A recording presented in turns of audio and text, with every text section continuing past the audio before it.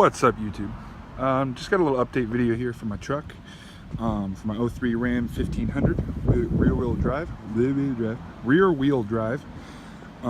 So I showed you guys the basic rundown of what I had. I'd say that's about 2 weeks ago, but just a little update for a couple things that I've done. First thing you'll notice is I got my halos working, my HIDs. You can see those guys right there, looking real nice. I love how those guys look. Super happy with them. I don't have the headlights on right now because they look better with just the halos on. I need to get the LED bulbs or just blue bulbs so they look right, but I do like that white light. You'll also notice I added the bottom bar right here. This is what I call my road bar. This is just for seeing the road when we go off-roading. Once again, it's just another off-brand 22-inch bar that I actually got on Amazon for 20 bucks. And damn, that thing fucking rips. Like, I'm honestly happy with it. For 20 bucks on Amazon, I am super happy with it. It just goes to show you don't need some super expensive name brand bar just to get your job done. Obviously in the future I want to get, name brand bars, something good quality with good warranty, something that can really take a beating with a good, nice, tight beam pattern, etc., etc. But for now, no complaints about that. So yeah, we do have the halos and the HIDs working. Next thing you'll notice is I added a toolbox in the back, as well as a spare tire. On my last video, I didn't actually own a spare tire, just because I couldn't afford it at the time. But now that I have one, it's just laying in the bed for now. I'm trying to devise a way to mount it in the bed without actually having to buy a frame. I bought a bed mount frame from Enfab, I believe the company was. It was honestly just poor quality. It had some ratchet strap flanges that just kind of didn't work. One of them came sticking up, like not even completely welded. If you guys are welders out there, that weld had like 0 pin on it. There was no depth to the weld. It had no structural stability. But yeah, this is the toolbox. Sorry, I'm kind of rambling. I've had a lot of coffee today. It's Mother's Day. I'm a little jacked. But this is it. Once again, I don't know if I mentioned this, but I apologize for the truck being dripping wet. I actually just washed it. I kind of do a 2-stage wash when we're not in a drought, since we're not right now. It did get really dirty. I took it off road, and there's a ton of dirt on it. So what I'll do is I'll spray it down as heavy as I can, and then the next day I'll actually wash it with soap and everything like that, just so I can be sure I get majority of the dirt off before I actually apply the soap. But yeah, this is it. It's actually a Duralast brand toolbox. I hope you can hear me over the wind. It actually came with the polished aluminum. It is diamond plate, but we bed linered it black. It looks great. It's not off color. It's just got dirt and water on it, a combination of the two. It's awesome. It only goes down about 1 foot to 1.5 feet. It does have a little bit of a gap right here, but this is quote unquote a no drilling required toolbox, but then they say it's a one size fit all. So that's not really the case. We drilled anyway just to be sure this thing's solid in there.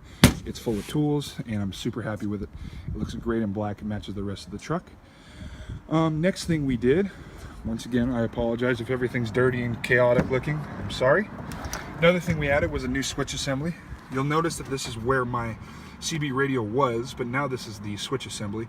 We actually are going to install the CB radio permanently under the passenger seat, because honestly, I don't see a huge purpose in it being center stage. I would much rather have the switches there and have the CB radio functional but kind of hidden. So this is for my halos, or my HIDs, whatever you want to call them. This one has yet to have any purpose. It's just sitting there. This is for bottom light bar, and this is for top light bar.